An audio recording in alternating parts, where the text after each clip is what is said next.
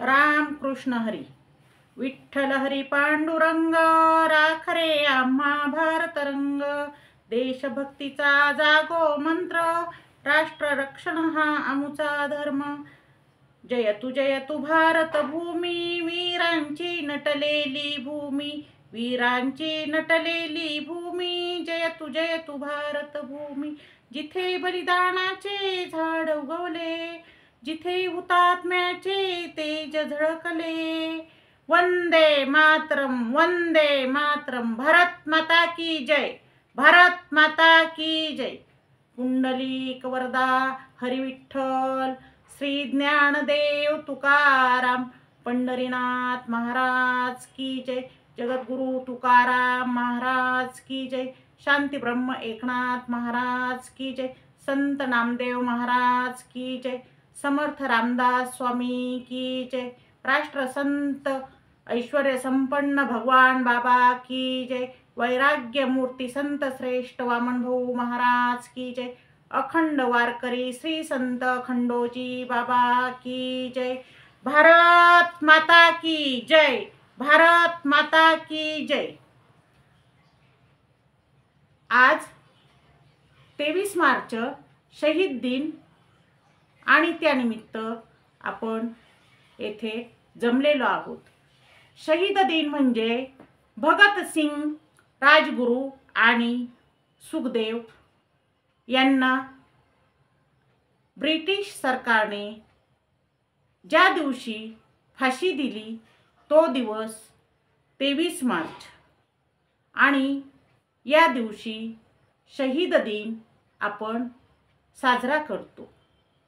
पहा, तसं पाहायला गेलं तर हा एक काळा दिवसच, कारण 3 क्रांतिकारकांना ब्रिटिश सरकारने एकाच वेळी फासावर दिलेले आहे आणि जी क्रांती सुरू होती त्या क्रांतीला जणू त्यांनी संपवण्याचा प्रयत्न केलेला आहे।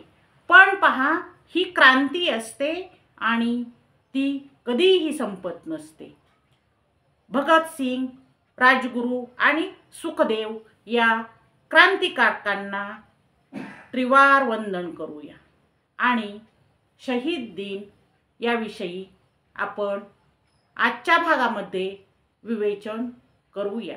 वसुधैव कुटुंबकम या वसुधेवर असणारे सर्व जीव हे जणू एकच कुटुंब आहेत आणि आपण सर्वजण एकाच आईची लेकरं आहोत। ही भावना ही या धर्तीवरच्या प्रत्येक जीवात हवी आहे आणि या प्रत्येक जीवाने असा विचार करायचा आहे की आपण सर्वांनी मिळून लढायचं आहे आणि स्वराज्य मिळवायचं आहे।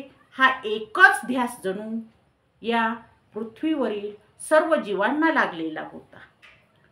पहा, पांडुरंगाला आपण असं म्हणायचं आहे की आम्हाला असं बळ दे की या मातृभूमीसाठी आम्ही आमचं तन आणि मन अर्पण करू आणि या भारत मातेची सेवा करण्यासाठी आपण झुंज देऊ, आपण प्रयत्नांची पराकाष्ठा करू। ही आपली माता आहे, ही भारत माता आहे आणि ही भारत माता ही बलिदान करणाऱ्यांनी सजलेली भूमी आहे आणि बलिदान केलेल्यांचं जे रक्त आहे ते आम्हाला साक्ष देत आहे, ते जणू आम्हाला प्रेरणा देत आहे असं आज म्हणायचं आहे। पहा, प्रत्येकाच्या नसानसात रक्तात ही प्रेरणा ओतप्रोत भरलेली आहे आणि या क्रांतिकारकांना ज्यावेळी फाशी दिली त्यावेळी त्या दिवशी सर्वांनी काळा निषेध केलेला आहे, ब्रिटिश सरकारचा निषेध केलेला आहे। पहा, आपल्याला माऊली ज्ञानेश्वर यांनी सांगितलेले आहे जे कारंजले गांजले त्यासी म्हणे जो आपुले, तोची साधू ओळखावा देव तेथेची जाणावा. पहा, जसं दुःखी लोकांना आपण आपलं मानतो आणि जो आपलं मानतो दुःखी लोकांना तो संत असतो, मग हे जे शहीद वीर आहेत हे खरे सच्चे संत आहेत, हे खरे सच्चे साधू आहेत. कारण त्यांनी देशासाठी सर्वस्व दिलेलं आहे, आपल्या प्राणाची आहुती दिलेली आहे आणि खरं परमेश्वराचं अस्तित्व हे त्या शहीदांमध्ये आहे, हे त्या शहीदांमध्ये आहे. पहा, या शहीदांना आपण स्मरण करूया, या शहीदांना आपण नमन करूया आणि ज्या शहीदांनी या देशासाठी प्राण गमावले, जे अमर झाले, त्यांच्या तेजांना आपण नमन करूया. पहा, शहीदांना वीरांना नमन करू आणि त्यांच्या तेजाने प्रेरणा घेऊ आणि पुढे पुढे जाऊ. इन्क्लाब जिंदाबाद, इन्क्लाब जिंदाबाद. म्हणजे ही जी क्रांती आहे ही अमर राहो. पहा, क्रांती करणारा मरत नाही, तो कधीही मरत नाही. त्याचे जे विचार आहेत ते नेहमी अमर राहतात, ते नेहमी प्रेरणा देणारे राहतात. पहा, भगतसिंग, राजगुरू आणि Sukhdev. Bhagat Singh, Rajguru and Sukhdev did not die. They became immortal. ते कधीही मेलेले नाहीत, ते कधीही आपल्याला सोडून गेलेले नाहीत. ते अमर झाले आहेत, ते अमर झाले आहेत. ते त्यांच्या विचारांनी, ते त्यांच्या कृतीने, ते त्यांच्या क्रांतीने. पहा, जरी त्यांना फासावर दिलं असलं तरी क्रांतीची ज्योत ही तेवत ठेवली आणि ती मशाल सर्वांनी हाती धरली आणि तशीच पुढे नेलेली आहे. अशी प्रेरणा ही या शहीदांनी दिलेली आहे आणि मरेपर्यंत इन्क्लाब जिंदाबाद, इन्क्लाब जिंदाबाद या घोषणांचा जणू ते वर्षाव करत होते. हसत हसत मरणाला सामोरे जाणारे हे 3 युवक होते. पहा, भगतसिंग आणि सुखदेव यांचा जन्म पंजाबमधलाच आणि राजगुरू यांचा जन्म राजगुरुनगर म्हणजेच पुणे जिल्ह्यातला. हे 3 युवक क्रांतीने झपाटले होते, क्रांतीने पेटले होते. पहा, भगतसिंग यांच्या लहानपणीची एक छोटीशी गोष्ट आहे. ते ज्यावेळी एक 10-12 वर्षांचे होते त्यावेळी ते आपले वडील आणि चुलता यांच्याबरोबर शेतामध्ये गेले. शेतामध्ये सर्व पिकांची कामं चालली होती आणि काही पेरणींची कामं चालू होती. तेव्हा भगतसिंगाने आपल्या वडिलांना विचारले की तुम्ही हे काय करत आहात. तेव्हा वडील उत्तर देतात, भगतसिंग, हे जर धान्य पेरले नाही तर हे आपल्याला खायला मिळेल का? नाही ना, म्हणून आम्ही हे धान्य पेरत आहेत. हे धान्य पेरल्यानंतर याची रोपे होतात आणि नंतर त्या रोपांची वाढ होऊन त्यांना कणसे येतात. कणसांना भरपूर दाणे असतात आणि असं मिळून खूप धान्य तयार होतं. पहा, छोटासा 10-12 वर्षाचा भगतसिंग आपल्या वडिलांना सांगत आहे, मग तुम्ही हे धान्य पेरण्याच्या ऐवजी तुम्ही बंदुकीत भरण्यासाठीच्या ज्या गोळ्या आहेत, जो दारू गोळा आहे तो का पेरत नाहीत? तो तुम्ही पेरा, म्हणजे आपल्याला दारू गोळ्याची, बंदुकीच्या गोळ्यांची कमी पडणार नाही. हे विचार त्या भगतसिंगाचे आहेत. त्यावेळी भगतसिंगाचं वय आहे, पहा, 10-12 वर्षांचं वय आहे. उसळलेलं रक्त आहे. त्याचं हे उत्तर ऐकून वडिलांना एक आश्चर्याचा धक्का बसतो. पण पहा, ते संस्कारच आहेत, कारण त्याचे वडील हे सुद्धा क्रांतिकारकच होते. त्याचे चुलते हे सुद्धा क्रांतिकारक होते. ज्यावेळी भगतसिंगाचा जन्म झाला त्याच दिवशी चुलते आणि वडील हे तुरुंगातून सुटून बाहेर आले होते असं हे घराणं आहे आणि क्रांती ही त्यांच्या नसानसात भिनलेली आहे. पहा, भगतसिंग यांनी जे कार्य केले तेच कार्य राजगुरू आणि सुखदेव यांनी सुद्धा केले. ज्या ज्यावेळी ते सर्वजण एकत्र असत त्यावेळी त्यांच्या गोष्टी ह्या फक्त स्वराज्याच्याच असत.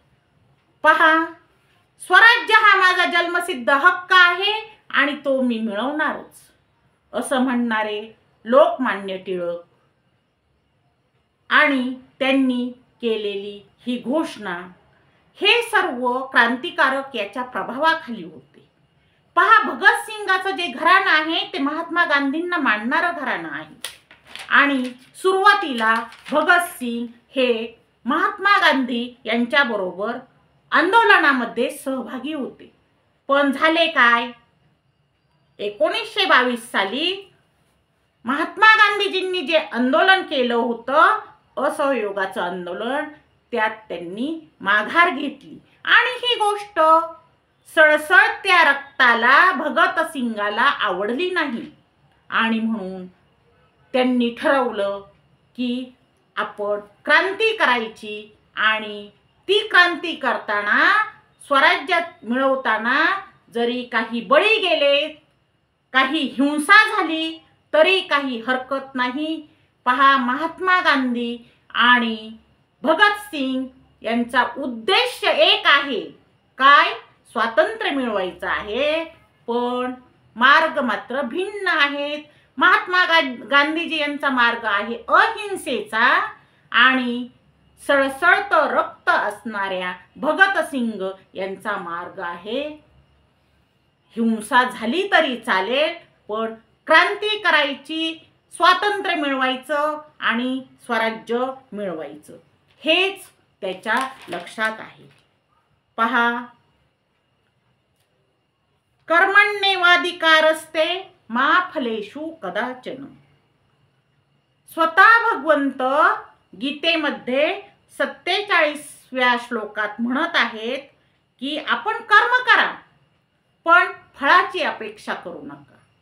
त्याप्रमाणे भगतसिंग हे त्यांचं कार्य करत आहेत.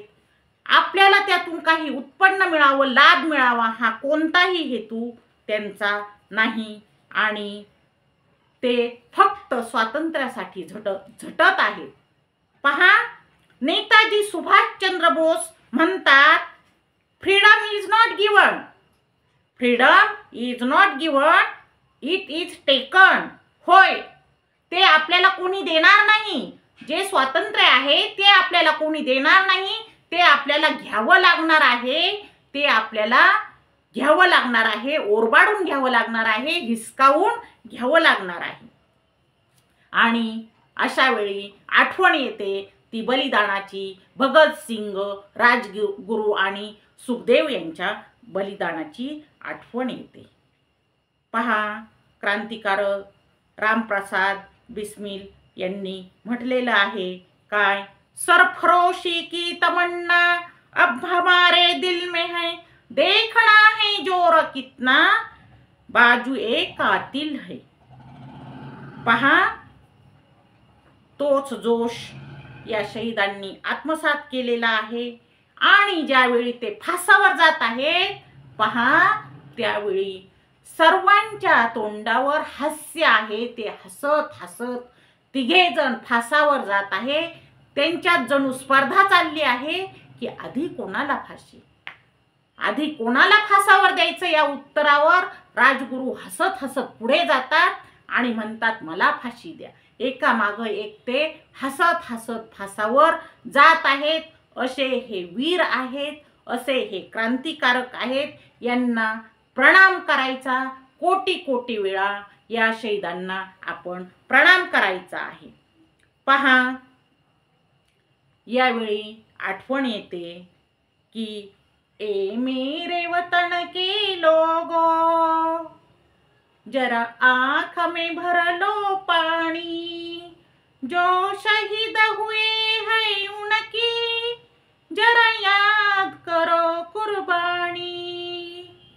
पहा, आपण आता स्वतंत्र अशा देशात राहतो, पण आपण या कुर्बानी दिलेल्या, शहीद झालेल्या क्रांतिकारकांना नेहमी आठवणीत ठेवायचं आहे। यांना कधीही विसरता कामा नाही, कारण यांनी बलिदान दिले म्हणून आज आपण स्वतंत्र देशात आहोत आणि स्वातंत्र्य हे आपल्या नशिबात आहे। पहा, जगद्गुरु संत श्रेष्ठ तुकाराम महाराज हे काय म्हणतात? आम्ही जातो आमुच्या गावा, आमुचा राम राम घ्यावा। हे जसे आम्ही आमच्या गावाला जातो, आमचा तुम्ही राम राम घ्या असं म्हणत आहेत, त्याचप्रमाणे निर्भयपणे कोणतीही भीती न बाळगता या हुतात्म्यांनी काय केलं आहे तर मृत्यूला सामोरे जाण्यासाठी तयारी केली आहे आणि फासावर लटकलेले आहेत। भगवंत गीतेमध्ये 3ऱ्या अध्यायातील 9व्या श्लोकात काय म्हणतात? यज्ञार्थात कर्मणोऽन्यत्र लोकोऽयं कर्मबंधना। म्हणजे पहा, यज्ञ सोडून जे कर्म केलं आहे हे बंधन निर्माण करतं आणि परमार्थासाठी केलेलं कोणतंही कर्म हे मोक्षदायी आहे। म्हणजेच जे क्रांतिकारकांनी कर्म केलं आहे त्या कर्मामुळे त्यांना जणू मोक्ष मिळाला आहे असं वाटत आहे। पहा, 23 मार्च हा तो दिवस आहे आणि 23 मार्च या दिवशी ही घटना घडलेली आहे। पहा, 1907 या सालातील भगतसिंग यांचा जन्म आहे आणि 25-26 या वयातच त्यांना आपलं जीवन देशासाठी संपवावं लागलेलं आहे, पण त्याची फिकीर त्यांनी बाळगलेली नाही। मग ह्या क्रांतिकारकांमध्ये असे विचार कसे निर्माण झाले तर ते पाहूया। एक घटना आहे 13 एप्रिल 1919 सालची। जालियनवाला बाग हत्याकांड झालेला आहे आणि तेथे ब्रिटिश अधिकारी जनरल डायरने विनाकारण हजारो लोक मारलेले आहेत। ही बातमी ज्यावेळी कानावर आली त्यावेळी हे जे क्रांतिकारक आहेत यांचे रक्त सळसळायला लागले आणि हे त्यावेळी अहिंसेच्या मार्गाने महात्मा गांधी यांच्या बरोबर उभे होते। पण पहा काय झाले, अहिंसेने आता हे शक्य नाही असं जणू या तरुण क्रांतिकारकांना वाटत होतं आणि ते काय म्हणाले, असं अहिंसेनं आपल्याला स्वातंत्र्य मिळेल का? मग त्यांनी ज्यावेळी महात्मा गांधीजींनी असहयोग आंदोलन मागे घेतलं त्यावेळी 1922 मध्ये त्यांनी त्यातून माघार घेतली। त्यावेळी ते बाहेर पडले आणि ते स्वतःच्या मार्गावर आले, कारण त्यांना स्वराज्य मिळवायचं होतं, त्यांचं ध्येय तेच होतं। मग पुढे काकोरी कांड झालं। 9 ऑगस्ट 1925 साली काकोरी कांड झालं आणि 17 नोव्हेंबर 1928 साली हल्ला झालेला आहे। पहा, सायमन कमिशन। लाला लजपत राय यांच्यावर काठीने हल्ला झाला आणि त्यामध्ये तो हल्ला करणारा जो ब्रिटिश अधिकारी आहे सॉफ्टने जो हल्ला केला हा इतका जबरदस्त होता की त्यातच लाला लजपत राय यांचे प्राण गेलेले आहेत।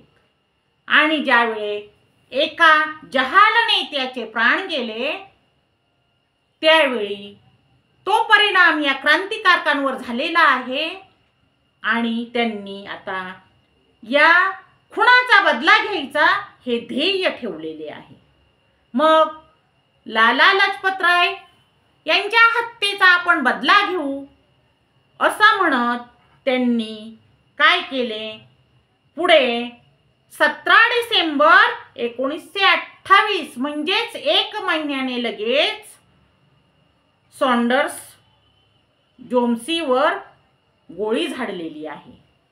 पहा, आणि त्याला ठार मारलेलं आहे. सॉन्डर्सवर गोळी झाडली, मग ते तिथून पळाले आणि काही दिवस हे क्रांतिकारक भूमिगत होते, लपून छपून राहत होते. ते त्यावेळी लाहोरचे जे कॉलेज आहे तेथेच थांबलेले असत आणि तेथे काही प्राध्यापकांनी त्यांना भूमिगत ठेवले होते, कारण हे तरुण आहेत आणि यांचं रक्त सळसळत आहे हे त्यांना माहीत आहे. पहा, मग काय झाले पुढे. आता आपण सर्व आदर्शावर चालायचा प्रयत्न करायचा हा संकल्प केलेला आहे. आपण देशासाठी काहीतरी करायचं आहे हे ठरलेलं आहे. पुढे 1929 मध्ये भगतसिंग आणि बटुकेश्वर दत्त यांनी सेंट्रल असेंब्लीवर बॉम्ब हल्ला केलेला आहे आणि त्या बॉम्ब हल्ल्यामध्ये त्यांनी कोणाला मारायचा उद्देश नव्हता, पण ते क्रांती करायची होती. त्यावेळी त्यांना तुरुंगवास झालेला आहे, तुरुंगात टाकलेला आहे. त्यांना शिक्षा झालेली आहे आणि मग त्यावेळी त्यांना उम्रकैद ही शिक्षा झाली आहे. ज्यावेळी त्यांना तुरुंगात टाकलं त्यावेळी त्यांच्याबरोबर सुखदेव, राजगुरू हेही बरोबर होते. सर्व बरोबर असताना त्यांना तुरुंगात टाकलेलं आहे. पहा, आता क्रांतिकारक तुरुंगात टाकलेलं आहे, मग काय त्यांचं हे बलिदान व्यर्थ जाऊ द्यायचं का? नाही ना, कारण त्यांनी देशासाठी प्राण दिलेले आहेत. पण जे देशासाठी प्राण देत आहेत ते मात्र मरत नसतात. पहा, संत एकनाथ महाराज म्हणतात, जीविताचे काय करावे जरी न लाभे देश कार्यास. जर आपण ह्या देशासाठी काही करू शकत नाहीत, आपण फक्त आपलं जीवनच जगत आहोत, देशाचं काहीही भलं करत नाहीत, तर मग आपल्या जीवनाला अर्थच आहे का? नाही ना, त्या जीवनात काहीही अर्थ नाही. पहा, पुढे ज्यावेळी भगतसिंग, राजगुरू आणि सुखदेव यांना तुरुंगात टाकलं, उम्रकैद झाली, त्यावेळी भगतसिंग यांनी आपल्याजवळ असणारी जी बंदूक आहे, ज्या बंदुकीने सॉन्डर्सवर गोळी झाडलेली आहे, ती सुद्धा बरोबर नेलेली आहे. आणि त्यानंतर निर्णय होऊन त्यांना 24 मार्च 1931 या दिवशी फाशी द्यायची असं ठरलेलं आहे. पहा, फाशी द्यायची असं ठरलेलं आहे.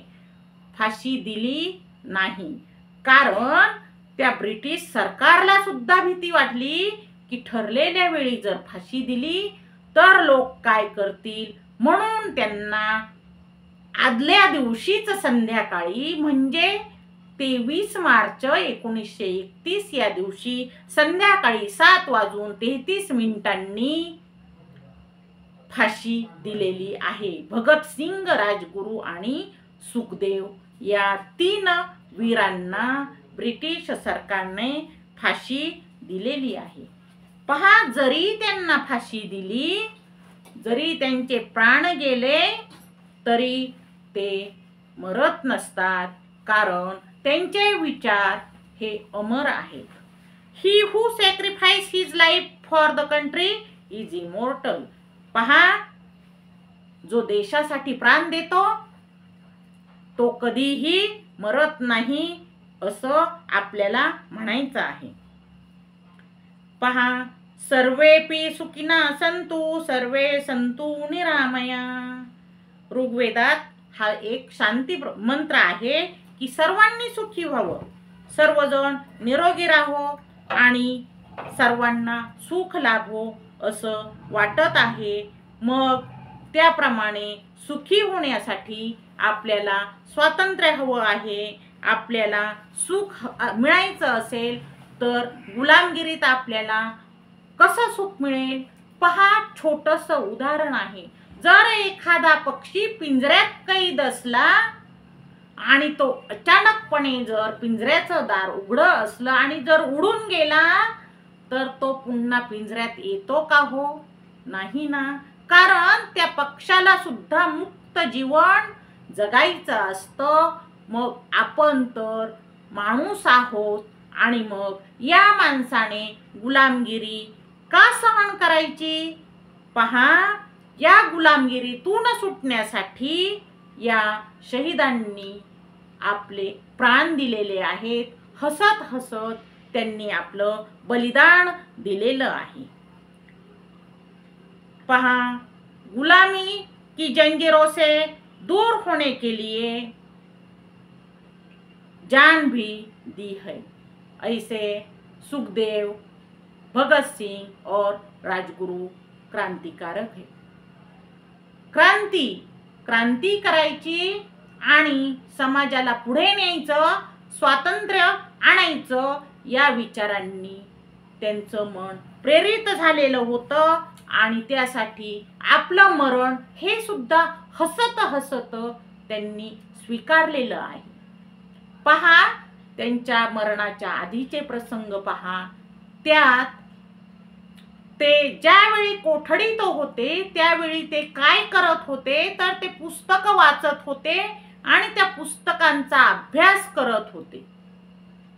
फाशी देण्याच्या आदल्या दिवशी भगत सिंग यांचे जे वकील आहेत, प्राणनाथ मेहता हे वकील होते त्यांचे, तर त्यांना भगत सिंग सांगतात, मी जे पुस्तक सांगितलं होतं ते आणलं का?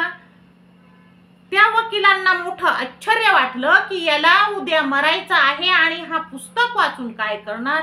पण पहा, ही एक क्रांती आहे. आणि ते वकील म्हणतात, भगत सिंग, तुझी काही इच्छा आहे का? तुला काही बोलायचं आहे का? तेव्हा भगत सिंग काय म्हणतात? साम्राज्यवाद मुर्दाबाद, इन्कलाब जिंदाबाद. म्हणजे पहा, शेवटपर्यंत भारत माता की जय, वंदे मातरम, इन्कलाब जिंदाबाद या घोषणा या शहीदांनी दिलेल्या आहेत. ते मरणाला घाबरलेले नाहीत आणि डगमगले तर अजिबात नाही. आता पहा, ज्यावेळी तुकाराम महाराज हे आपल्याला सांगत आहेत की तुम्ही काय करा, ज्यावेळी तुम्ही जाता त्यावेळी हसत जा, आम्ही जातो आमच्या गावा, आमचा राम राम घ्यावा, तेच व्रत जणू शहीदांनी या स्वीकारलेलं आहे आणि हसत हसत ते फासावर गेलेले आहेत. संत नामदेव महाराज म्हणतात, माझे मरण पंढरी, माझी समाधी विठोबाचे पाय धरी. पहा, म्हणजे मला मरणाची भीती वाटत नाही. संत नामदेव महाराज म्हणतात की मला मरणाची भीती वाटत नाही. मग हीच शिकवण शहीदांची पण नाही का हो? त्यांनी सुद्धा आपल्याला हेच सांगितलं नाही का हो? मग जे संतांचे विचार आहेत तेच विचार शहीदांचे आहेत. संत देवपूजा करतात आणि हे वीर देशसेवा करतात. मग देशसेवा हीच देवपूजा आहे असं म्हणावं लागेल, असं म्हणावं लागेल. देशासाठी बलिदान दिलेलं आहे आणि त्यांनी कधीही मरणाचं भय मानलेलं नाही. भगवंत गीतेमध्ये 3ऱ्या अध्यायात 18 क्रमांकाच्या श्लोकात आपल्याला अर्जुनाला सांगत आहेत, नैव तस्य कृतेनार्थो ना कृतेनेह कच्छन. जे आत्मसाक्षात्काराच्या मार्गावर असतात त्यांना कर्मबंधन होत नाही. म्हणजेच ही वृत्ती संतांसारखीच नाही का हो? संत जसे वागतात तसेच हे वीर वागत आहेत, देशभक्त वागत आहेत. मग देवभक्त आणि देशभक्त हे संतच आहेत, हे संतच आहेत. पहा, संत इतका मोठा असतो, संत इतका मोठा असतो, तो कधीही म्हणत नाही की मी मोठा आहे, माझे आचार विचार हे मोठे आहे.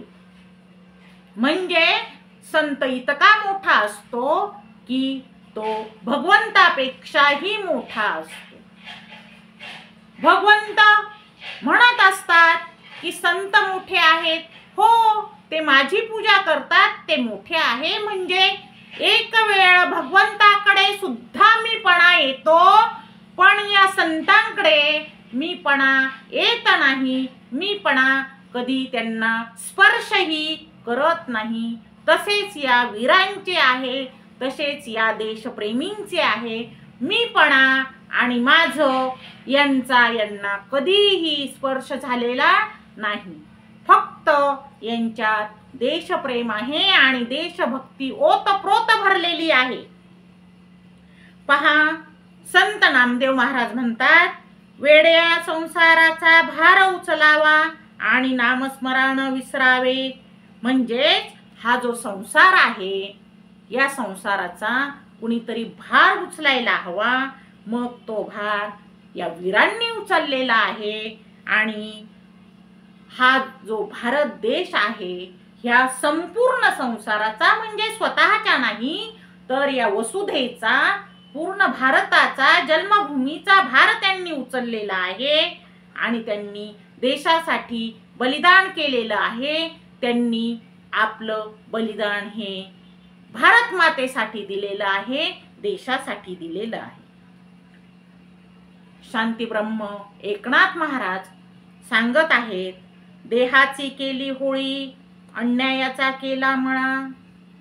त्यांनी आपल्या देहाची होळी करून घेतलेली आहे आणि त्यांनी अन्यायाचा मळा केलेला आहे. अन्यायाच्या विरोधात लढताना त्यांनी बलिदान दिलेलं आहे. त्यांनी आपल्या देहाची पर्वा केलेली नाही. पहा, एक प्रसंगी संत एकनाथ महाराज हे काशीच्या ब्राह्मणांना उत्तर देताना तितकेच शांत आहेत आणि तितकेच संयमी आहेत. जितके संयमी हे वीर आहेत, देशभक्त आहेत, की त्यांनी त्यांचं मन अजिबात भरकटू दिलं नाही. ज्यावेळी त्यांना बलिदान दिलं त्यावेळी ते हसत हसत भारत मातेसाठी शहीद झालेले आहेत, असं यांचं वीरमरण आहे. आणि मग हे आपल्याला क्रांती देणारं आहे. तुरुंगात असताना हे पुस्तक वाचत होते आणि आपली आत्मशक्ती वाढवत होते. म्हणजे पहा, स्वतः निर्भय असणं हे किती गरजेचं आहे हे वीर आपल्याला दाखवून देत होते. पहा, एक वेळचा प्रसंग आहे. संत तुकाराम महाराज आणि छत्रपती शिवाजी महाराज यांच्यात झालेला हा संवाद आहे. त्यावेळी पहा, छत्रपती शिवाजी महाराज हे जगद्गुरु तुकाराम महाराजांना काय म्हणतात की राजकारण आणि भक्ती यामध्ये श्रेष्ठ काय आहे. त्यावेळी जगद्गुरु तुकाराम महाराज हे छत्रपती शिवरायांना काय म्हणतात. ते म्हणतात, राजे, जो धर्मासाठी बलिदान करतो तोच खरा सच्चा भक्त असतो। मग पहा, हे जे शहीद आहेत, ज्यांनी आपल्या धर्मासाठी बलिदान दिलं, हे शहीद हेच खरे सच्चे भक्त नाहीत का? होय, हे वीर हेच खरे सच्चे भक्त आहेत, असं संत तुकाराम महाराज राजे छत्रपती शिवाजी महाराज यांना सांगत आहेत। पहा, जगद्गुरु तुकाराम महाराजांचा अभंगच आहे, देवटे बोलू नका हा दिनांचा कैवार, तुका म्हणे देहासी द्यावे एर झार।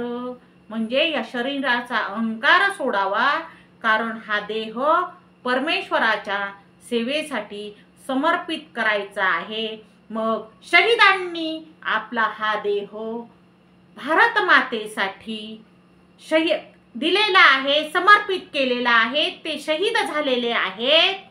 मग त्यांनी ह्या देहाची आसक्ती बाळगली का? हो नाही ना, असं तुकाराम महाराज म्हणत आहेत।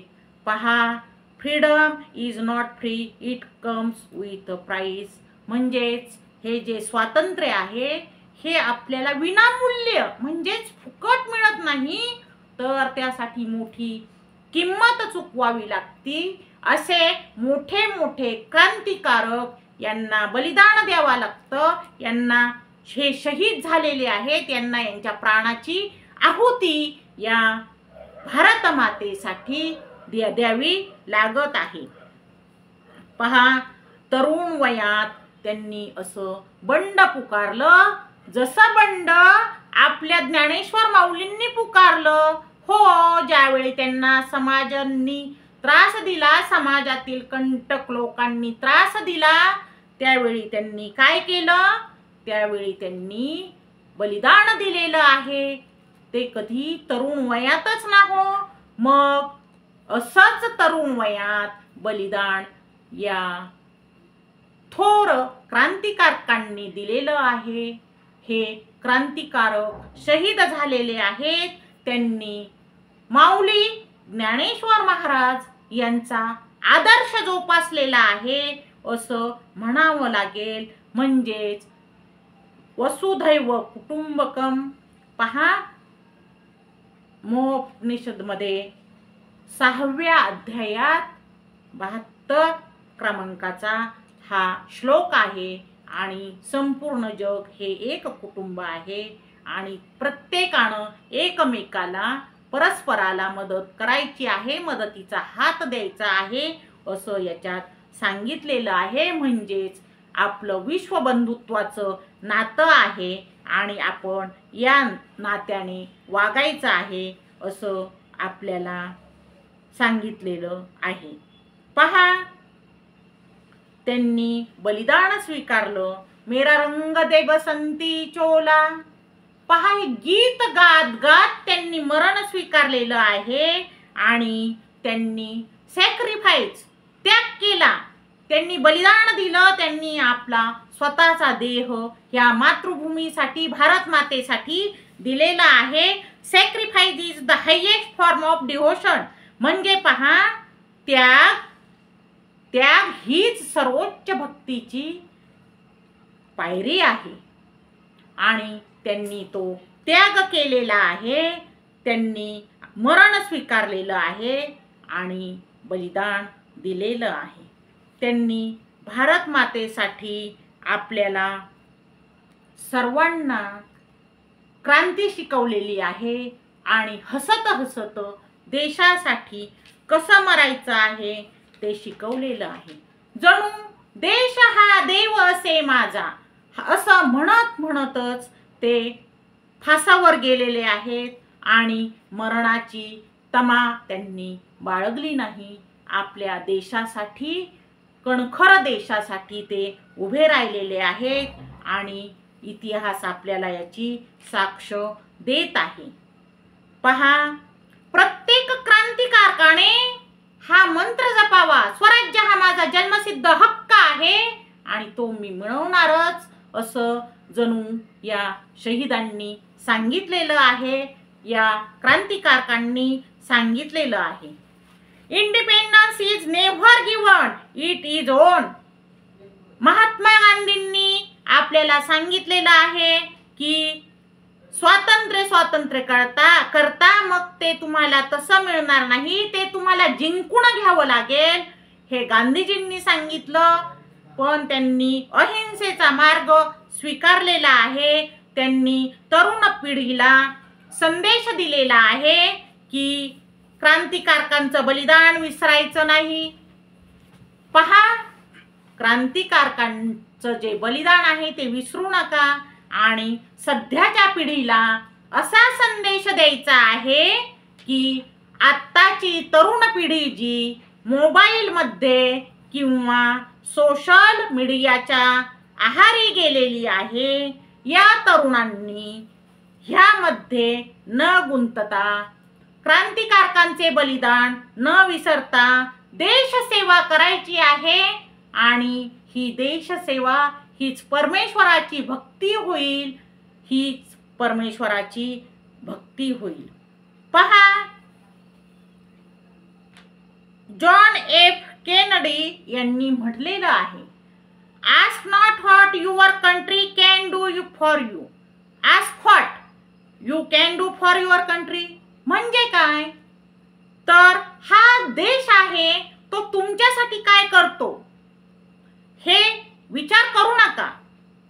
देश तुमच्यासाठी काय करतो हे विचार तुम्ही करू नका, तर तुम्ही या देशासाठी काय करता हे विचार तुम्ही करा. हे विचार प्रत्येकाने करा. तेव्हा समर्थ रामदास स्वामी म्हणतात, उद्यमेन हे सिद्ध्यन्ति कार्याणि न मनोरथे. म्हणजेच कृती करा. ज्यावेळी तुम्ही कृती करणार त्यावेळी तुम्हाला यश मिळेल. तरुणांनो, तुम्ही जागे व्हा आणि तरुणांनो तुम्ही कृती करा. तुम्ही तुमचं जे हे शरीर आहे हे धर्मपालनाचं साधन आहे आणि करी देशाचा लाभ सामर्थ्य असेल तयासी, असं समर्थ रामदास स्वामी सांगत आहेत. म्हणजेच जो शक्तिशाली आहे तो देशहिताचं कार्य करत आहेत. म्हणजेच काय तर पहा, आजच्या तरुणांनी काय करावं तर आजच्या तरुणांनी शहीदांचा आदर्श डोळ्यापुढे घ्या आणि जी प्रेरणा रामदास स्वामींनी छत्रपती शिवाजीराजे यांना दिली, तीच प्रेरणा भगतसिंग, राजगुरू आणि सुखदेव यांनी तरुणांना दिलेली आहे. हे सर्वांनी लक्षात घ्या आणि तरुणांनी ही शिकवण अंगी जोपासा. म्हणजेच जी संतांची शिकवण आहे तीच शिकवण, ही शहीदांचं बलिदान वाया जाऊ देऊ नका. आणि तुम्ही सर्वांनी सुखी राहण्यासाठी एकत्र या आणि विठोबाचे नाम घ्या, देशासाठी प्राण द्या, असं संत तुकाराम महाराज पुढे आपल्याला म्हणत आहेत. ते म्हणतात, परमेश्वराचं स्मरण करा आणि देशसेवा करा. ह्या दोनच गोष्टी श्रेष्ठ आहेत. म्हणजेच देव आणि देश या दोन गोष्टी श्रेष्ठ आहेत. त्या तरुणांनी कधीही विसरू नका. पहा, आजही आपण पाहतो सीमेवर अनेक सैनिक शहीद होत आहेत. मग आपण सर्वांची आठवण ठेवा आणि आपण आपले जे विचार आहेत हे विचार कृतीमध्ये आणा. आपण शहीदांना वंदन करा आणि शहीदांनी जे क्रांती केली, जे विचार सांगितले ते विचार अंमलात आणा. पहा, देशभक्ती आणि देशाचा गौरव हा आपण केला पाहिजे. आपण सर्वांनी देशासाठी काहीतरी करावं, असं वागावं की सर्वांनी अभिमानाने आपलंही नाव घ्यावं.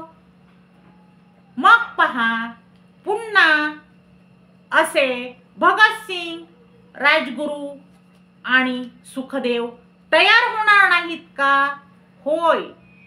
पहा, चंद्रशेखर आझाद, वासुदेव बळवंत फडके आणि छोटासा लहान वयातला 9 वर्षाचा शिरीष कुमार यांचे जीवन देशभक्तीने कसे ओतप्रोत भरलेले होते. मग आपणही देशभक्ती करायची आहे ना. आपणही म्हणायचं आहे ना, स्वराज्य हा माझा जन्मसिद्ध हक्क आहे आणि तो मी मिळवणार. पहा, जरी आता आपण स्वातंत्र्यात राहत आहोत तरी स्वातंत्र्यात आपण या सर्वांचं बलिदान गेलं आहे हे विसरायचं नाही. कारण आपण स्वातंत्र्यात राहत आहोत म्हणजेच आपण त्यांच्या बलिदानामुळे आज स्वातंत्र्यात राहत आहोत. ही गोष्ट तुम्ही कोणीही विसरायची नाही. मग आपण संकल्प करायचा आहे, जात आणि धर्म यावर अडून राहायचं नाही. मग काय म्हणायचं? नसावी जात नसावा धर्म, देश हाच आमुचा कर्म. जय हिंद जय भारत, हेच आमुचे व्रत सर्व. पहा, आपण सर्वांनी असं म्हणायचं आहे की आता आपण सर्वांनी आपला देश हे आपलं कर्म आहे असं म्हणूया. जाती आणि धर्म पाळायचा नाहीये. आपण भगतसिंग, राजगुरू, सुखदेव यांचा वसा ठेवूया आणि मातृभूमीसाठी त्यांनी जो प्राण दिला त्या प्राणाचे स्मरण करूया. पहा, जे सैनिक सीमेवर लढतात ते जणू भगवंत आहेत आणि त्यांच्या शौर्याची गाथा आपण गाऊया. आपण ज्यावेळी कीर्तन करतो, प्रवचन करतो आणि अभंग म्हणतो त्यावेळी आपल्यात देवभक्ती असते.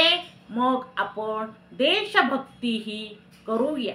पहा, आपण माणूस आहोत आणि आपल्यावर देवाचे ऋण आहेत, संतांचे ऋण आहेत, आपले माता पिता यांचे जसे ऋण आहेत, हे जसे 3 ऋण आपल्याला पुराणे, वेद, उपनिषदे यात सांगितलेले आहेत, तसेच अजून एक ऋण आहेत आणि ते ऋण आहेत देशसेवेचे.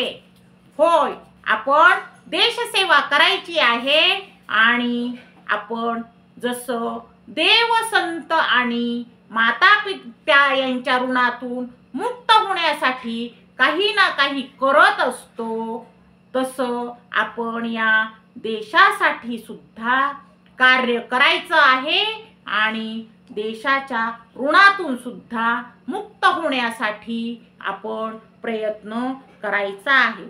पहा, हा शहीद दिन आहे आणि या शहीद दिनाच्या निमित्तानं आपण शहीदांना कोटी कोटी असे प्रणाम करायचे आहेत.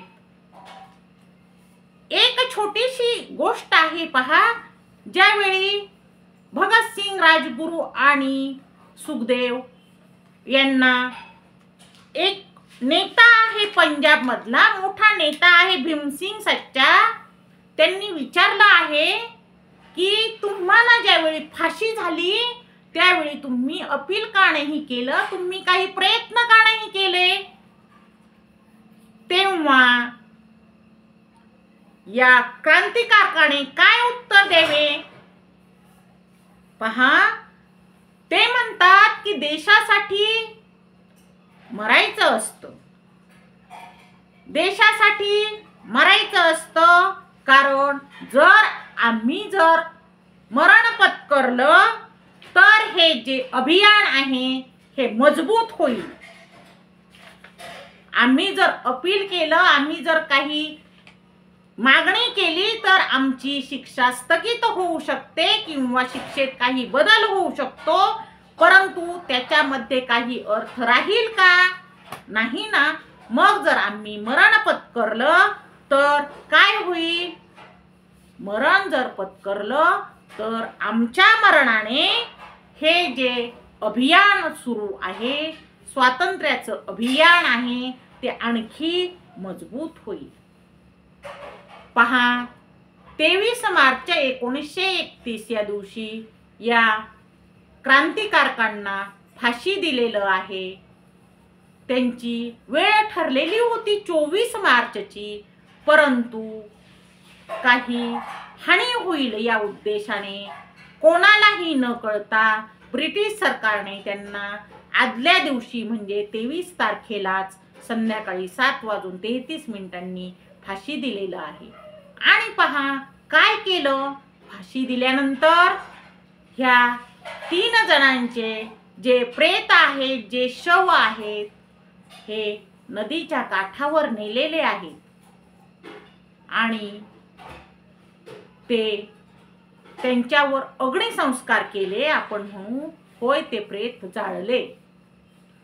पण रात्रीच्या वेळी हे काम केल्यामुळं त्यांना अशी भीती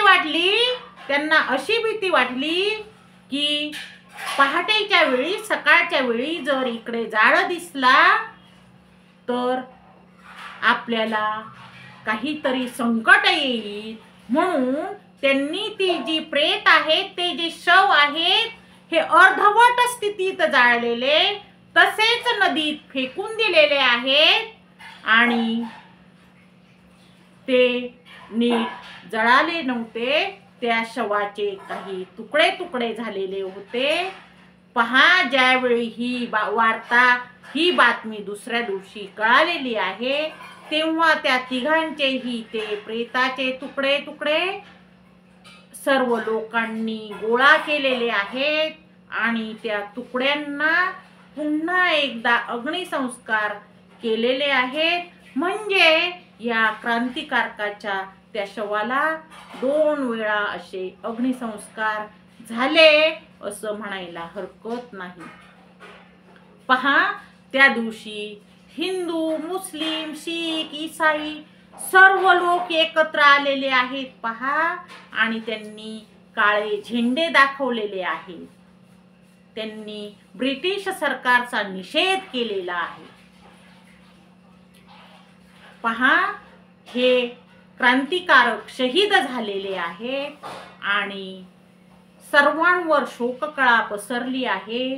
परंतु जे क्रांतीचे बीज रोवले गेलेले आहेत, ती क्रांती तशीच चालू आहे. ते सळसळतं रक्त तसंच लढत आहे आणि त्यांच्या फाशीनंतर, त्यांच्या बलिदानानंतर 16 वर्ष आणि 4 महिन्यांनी नंतर भारत मातेला स्वातंत्र्य मिळालेलं आहे. या शहीदांचं बलिदान सार्थ झालेलं आहे. त्यांच्या आत्म्याला त्यावेळी नक्कीच शांती मिळाली असेल. पहा, ही एक वीरगाथा आहे आणि शहीद दिनाच्या दिवशी फक्त त्यांचे स्मरण करायचे का? तर नाही. पहा, आपण रोज घरात देवपूजा केल्यानंतर देवाचे दर्शन घेतो, परमेश्वराला हात जोडतो, भगवंताला हात जोडतो. त्याप्रमाणे आपण या क्रांतिकारकांना त्रिवार वंदन करायचे आहे आणि रोज आपण देशासाठी बलिदान दिलेल्या क्रांतिकारकांना नमन करायचे आहे. वंदे मातरम आणि भारत माता की जय म्हणत म्हणत त्यांनी इन्क्लाब जिंदाबादच्या घोषणा देत देत हसत मरण स्वीकारलेले आहेत. ते या देशासाठी. मग याची साक्ष ठेवून आपण त्यांना स्मरणात ठेवायचं आहे. त्यांना कधीही विसरायचं नाही. त्यांचे नाव सतत आपल्या ओठावर असावे, असेच हे बलिदान आहे. जसं त्यांनी देश हा देव असे माझा असं म्हणून क्रांती केली, बलिदान दिलं, तसं आपण सर्वांनीही भारत मातेसाठी काहीतरी वसा घ्यायचा आहे. भारत मातेला आपण काहीतरी द्यायचं आहे आणि जे सैनिक आपले सीमेवर लढत आहेत त्यांचं सुद्धा स्मरण करायचं आहे. अशा या शहीद दिनाच्या दिवशी सुखदेव, भगतसिंग आणि राजगुरू तसेच इतर सर्वच शहीदांना त्रिवार कोटी कोटी नमन करायचं आहे. वंदे मातरम, भारत माता की जय असं म्हणायचं आहे. पहा, देश हा देव असे माझा ही एक छोटीशी कविता आहे आणि ही कविता आपण म्हणूया.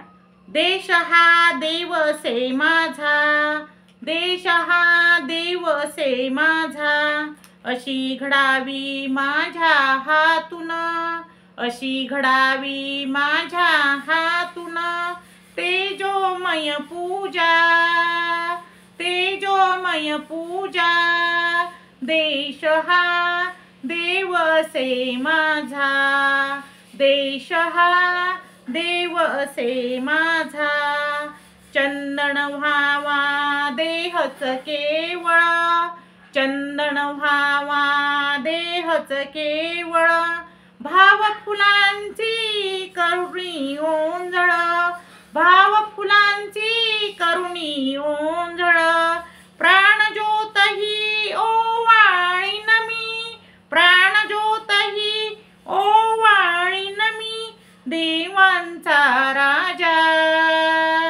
देवांचा राजा, देश हा देव असे माझा, देश हा देव असे माझा, धन्य असा या समर्पणांनी, धन्य अशा या समर्पणांनी, या जन्माचे होईन सोने, या जन्माचे होईन सोने, मर्द मावळ्या रक्ताचे मी, मर्द मावळ्या रक्ताचे मी, मर्दानी तनुजा, हर हर महादेव माझा, मर्दानी तनुजा, हर हर महादेव माझा, देश हा देव असे माझा, देश हा देव असे माझा. इन्क्लाब जिंदाबाद. वंदे मातरम. भारत माता की जय. भारत माता की जय. पुंडलिक वरदा हरिविठ्ठल श्री ज्ञानदेव तुकाराम पंढरीनाथ महाराज की जय. जगद्गुरु तुकाराम महाराज की जय. माऊली ज्ञानेश्वर महाराज की जय. शांती ब्रह्म एकनाथ महाराज की जय. संत नामदेव महाराज की जय. समर्थ रामदास स्वामी महाराज की जय. राष्ट्रसंत भगवान बाबा की जय. वैराग्य मूर्ती संत श्रेष्ठ वामन भाऊ महाराज की जय. छत्रपती शिवाजी महाराज की जय. श्री संत अखंड वारकरी खंडोजी बाबा की जय. जय जवान, जय किसान, जय विज्ञान. राम कृष्ण हरी, राम कृष्ण हरी, राम.